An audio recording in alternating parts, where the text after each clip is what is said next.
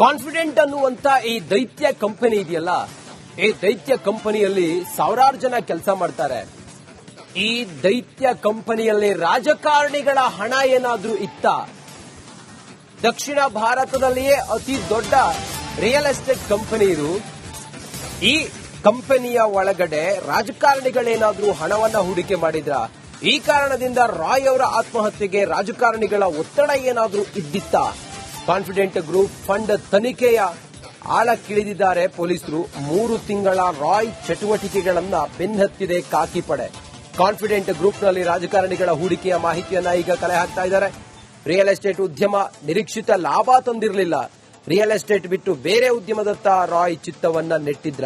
ಇದೇ ವೇಳೆ ರಾಜಕಾರಣಿ ಒತ್ತಡದ ಬಗ್ಗೆಯೂ ಕೂಡ ಅನುಮಾನವನ್ನ ಹೊರಹಾಕಿದ್ದಾರೆ. ತಮ್ಮ ಪಾಲಿನ ಹಣ ವಾಪಸ್ ನೀಡುವಂತೆ ಒತ್ತಡದ ಶಂಕೆ ಏನಾದರೂ ವ್ಯಕ್ತಪಡಿಸಿದ್ರ ಪೊಲೀಸರು. ಆ ಆಯಾಮದಲ್ಲೂ ಕೂಡ ಈಗ ತನಿಖೆ ನಡೀತಾ ಇದೆ. ತನಿಖೆಯ ನಂತರವೇ ರಾಯ್ ಅವರ ನಿಧನಕ್ಕೆ ಏನ್ ಕಾರಣ ಅನ್ನೋದು ತಿಳಿದು ಬರಬೇಕಾಗಿದೆ. ರಿಯಲ್ ಎಸ್ಟೇಟ್ ದಿಗ್ಗಜ ಉದ್ಯಮಿಯ ದುರಂತ ಸಾವಿಗೆ ಕಾರಣ ಏನು ಅನ್ನೋದ್ರ ಬಗ್ಗೆ ತನಿಖೆ ನಡೀತಾ ಇದೆ. ಟಿಜೆ ರಾಯ್ ಮೇಲೆ ಐಟಿಯ ಕಣ್ಣು ಬಿದ್ದಿದ್ದು ಹೇಗೆ? ಐಷಾರಾಮಿ ಲೈಫ್ ಲೀಡ್ ಮಾಡ್ತಿದ್ದವನ ಟೈಮ್ ಕೆಟ್ಟಿದ್ ಯಾವಾಗ? ಅದೊಂದು ಪಾರ್ಟಿ ಟಿಜೆ ರಾಯ್ಗೆ ಜೀವಕ್ಕೆ ಮುಳುವಾಯ್ತಾ?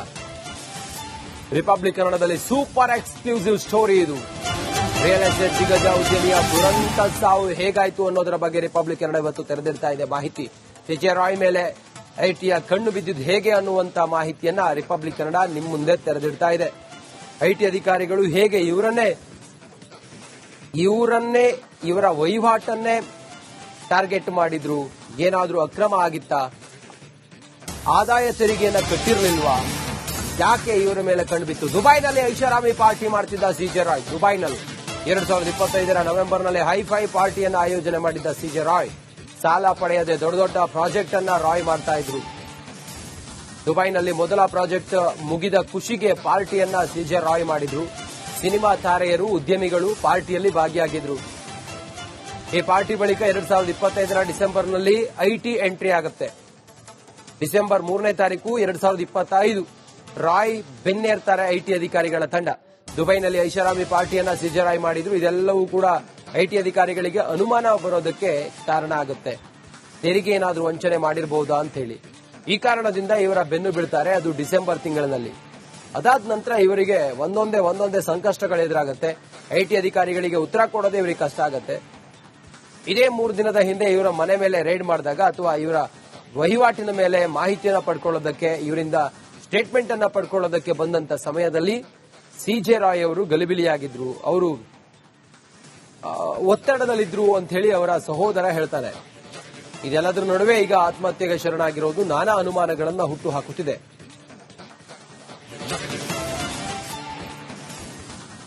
ಸಿಜೆ ರಾಯ್ ಅವರು ತಮ್ಮ ಕಾನ್ಫಿಡೆಂಟ್ ಕಂಪನಿ ಇತ್ತಲ್ಲ, ಈ ಕಂಪನಿಗೆ ರಾಜಕಾರಣಿಗಳ ಹಣವನ್ನ ಬಳಸ್ಕೊಂಡಿದ್ರ.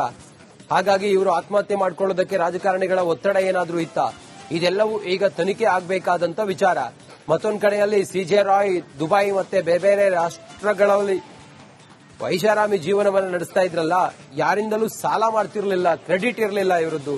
ಹೀಗೆಲ್ಲ ಇರುವಾಗ ಸಹಜವಾಗಿ ಅವ್ರ ಮೇಲೆ ಆದಾಯ ತೆರಿಗೆ ಅಧಿಕಾರಿಗಳು ಕಣ್ಣು ಬೀಳೋದು ಸಹಜ. ಇದು ಮುಂದುವರೆದು ಹಿಂಗಾಗಿದೆ ಅನ್ನೋದು ಈಗ ಅನುಮಾನ.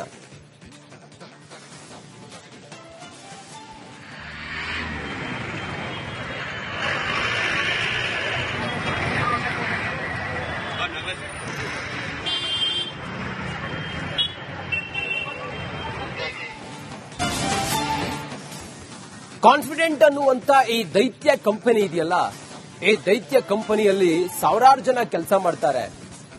ಈ ದೈತ್ಯ ಕಂಪನಿಯಲ್ಲಿ ರಾಜಕಾರಣಿಗಳ ಹಣ ಏನಾದ್ರೂ ಇತ್ತ? ದಕ್ಷಿಣ ಭಾರತದಲ್ಲಿಯೇ ಅತಿ ದೊಡ್ಡ ರಿಯಲ್ ಎಸ್ಟೇಟ್ ಕಂಪನಿ ಇದು. ಈ ಕಂಪನಿಯ ಒಳಗಡೆ ರಾಜಕಾರಣಿಗಳೇನಾದ್ರೂ ಹಣವನ್ನ ಹೂಡಿಕೆ ಮಾಡಿದ್ರ? ಈ ಕಾರಣದಿಂದ ರಾಯ್ ಅವರ ಆತ್ಮಹತ್ಯೆಗೆ ರಾಜಕಾರಣಿಗಳ ಒತ್ತಡ ಏನಾದ್ರೂ ಇದ್ದಿತ್ತ? ಕಾನ್ಫಿಡೆಂಟ್ ಗ್ರೂಪ್ ಫಂಡ್ ತನಿಖೆಯ ಆಳಕ್ಕಿಳಿದಿದ್ದಾರೆ ಪೊಲೀಸರು. 3 ತಿಂಗಳ ರಾಯ್ ಚಟುವಟಿಕೆಗಳನ್ನ ಬೆನ್ನಹತ್ತಿದೆ ಖಾಕಿ ಪಡೆ. ಕಾನ್ಫಿಡೆಂಟ್ ಗ್ರೂಪ್ನಲ್ಲಿ ರಾಜಕಾರಣಿಗಳ ಹೂಡಿಕೆಯ ಮಾಹಿತಿಯನ್ನ ಈಗ ಕಲೆ ಹಾಕ್ತಾ ಇದ್ದಾರೆ. ರಿಯಲ್ ಎಸ್ಟೇಟ್ ಉದ್ಯಮ ನಿರೀಕ್ಷಿತ ಲಾಭ ತಂದಿರಲಿಲ್ಲ.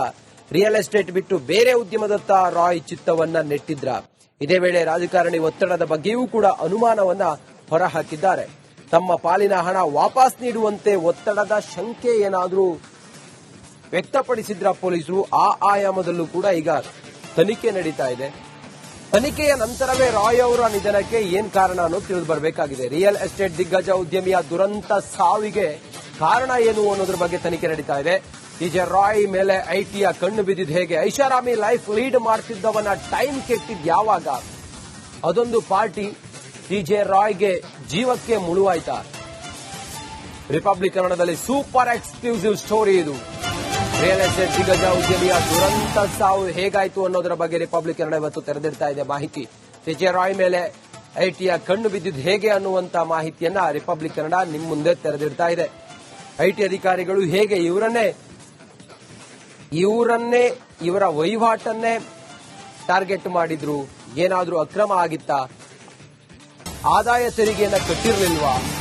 ಯಾಕೆ ಇವರ ಮೇಲೆ ಕಂಡುಬಿತ್ತು? ದುಬೈನಲ್ಲಿ ಐಷಾರಾಮಿ ಪಾರ್ಟಿ ಮಾಡ್ತಿದ್ದ ಟಿಜೆ ರಾಯ್. ದುಬೈನಲ್ಲಿ 2025 ನವೆಂಬರ್ನಲ್ಲಿ ಹೈಫೈ ಪಾರ್ಟಿಯನ್ನು ಆಯೋಜನೆ ಮಾಡಿದ್ದ ಟಿಜೆ ರಾಯ್ ಸಾಲ ಪಡೆಯದೆ ದೊಡ್ಡ ದೊಡ್ಡ ಪ್ರಾಜೆಕ್ಟ್ ಅನ್ನ ರಾಯ್ ಮಾಡ್ತಾ ಇದ್ರು. ದುಬೈನಲ್ಲಿ ಮೊದಲ ಪ್ರಾಜೆಕ್ಟ್ ಮುಗಿದ ಖುಷಿಗೆ ಪಾರ್ಟಿಯನ್ನ ಟಿಜೆ ರಾಯ್ ಮಾಡಿದ್ರು. ಸಿನಿಮಾ ತಾರೆಯರು, ಉದ್ಯಮಿಗಳು ಪಾರ್ಟಿಯಲ್ಲಿ ಭಾಗಿಯಾಗಿದ್ರು. ಈ ಪಾರ್ಟಿ ಬಳಿಕ 2025 ಡಿಸೆಂಬರ್ನಲ್ಲಿ ಐಟಿ ಎಂಟ್ರಿ ಆಗುತ್ತೆ. ಡಿಸೆಂಬರ್ 3ನೇ ತಾರೀಕು 2025 ರಾಯ್ ಬೆನ್ನೇರ್ತಾರೆ ಐಟಿ ಅಧಿಕಾರಿಗಳ ತಂಡ. ದುಬೈನಲ್ಲಿ ಐಷಾರಾಮಿ ಪಾರ್ಟಿಯನ್ನ ಟಿಜೆ ರಾಯ್ ಮಾಡಿದ್ರು. ಇದೆಲ್ಲವೂ ಕೂಡ ಐಟಿ ಅಧಿಕಾರಿಗಳಿಗೆ ಅನುಮಾನ ಬರೋದಕ್ಕೆ ಕಾರಣ ಆಗುತ್ತೆ. ತೆರಿಗೆ ಏನಾದರೂ ವಂಚನೆ ಮಾಡಿರಬಹುದಾ ಅಂತ ಹೇಳಿ. ಈ ಕಾರಣದಿಂದ ಇವರ ಬೆನ್ನು ಬೀಳ್ತಾರೆ. ಅದು ಡಿಸೆಂಬರ್ ತಿಂಗಳಿನಲ್ಲಿ. ಅದಾದ ನಂತರ ಇವರಿಗೆ ಒಂದೊಂದೇ ಸಂಕಷ್ಟಗಳು ಎದುರಾಗುತ್ತೆ. ಐಟಿ ಅಧಿಕಾರಿಗಳಿಗೆ ಉತ್ತರ ಕೊಡೋದೇ ಇವರಿಗೆ ಕಷ್ಟ ಆಗುತ್ತೆ. ಇದೇ 3 ದಿನದ ಹಿಂದೆ ಇವರ ಮನೆ ಮೇಲೆ ರೇಡ್ ಮಾಡಿದಾಗ ಅಥವಾ ಇವರ ವಹಿವಾಟಿನ ಮೇಲೆ ಮಾಹಿತಿಯನ್ನು ಪಡ್ಕೊಳ್ಳೋದಕ್ಕೆ, ಇವರಿಂದ ಸ್ಟೇಟ್ಮೆಂಟ್ ಅನ್ನ ಪಡ್ಕೊಳ್ಳೋದಕ್ಕೆ ಬಂದಂತ ಸಮಯದಲ್ಲಿ ಟಿಜೆ ರಾಯ್ ಅವರು ಗಲಿಬಿಲಿಯಾಗಿದ್ರು. ಅವರು ಒತ್ತಡದಲ್ಲಿದ್ರು ಅಂತ ಹೇಳಿ ಅವರ ಸಹೋದರ ಹೇಳ್ತಾನೆ. ಇದೆಲ್ಲದರ ನಡುವೆ ಈಗ ಆತ್ಮಹತ್ಯೆಗೆ ಶರಣಾಗಿರೋದು ನಾನಾ ಅನುಮಾನಗಳನ್ನ ಹುಟ್ಟು ಹಾಕುತ್ತಿದೆ.